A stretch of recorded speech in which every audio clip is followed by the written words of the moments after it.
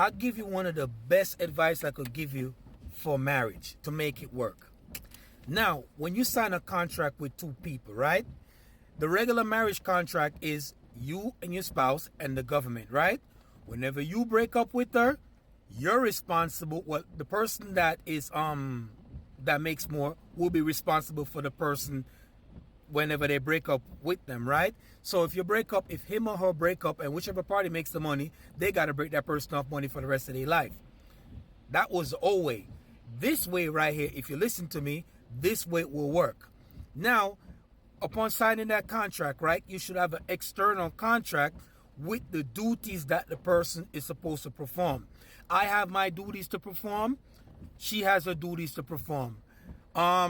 If this contract is signed externally, if it's not fulfilled, then that makes the marriage void. But you got to put all these things that you need into it. And she has to put all these things that needs to be in it.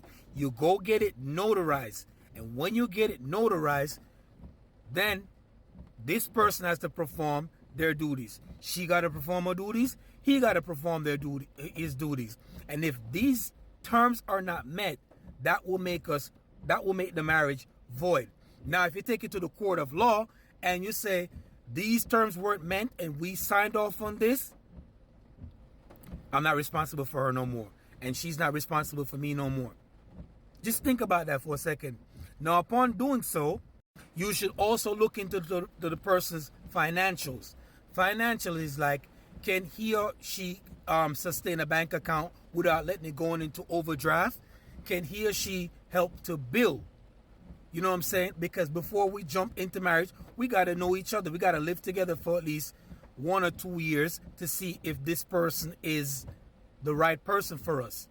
But the contract is what's going to save either or. Because too often people jump into marriage and it don't work because people change along the way. Now, this contract that you're binded to will save either or from the destruction of the marriage. So if the person say, okay, I don't want to do this no more. Okay, she didn't perform this in the marriage. She didn't perform that in the marriage. He didn't perform this in the marriage.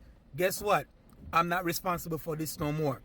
Or better yet, what you should do, both people sign, well, either or sign the iron clause. Because a lot of time people don't want to sign the iron clause because they know they're not going to get anything. No judge or no courts could overrule an iron clause.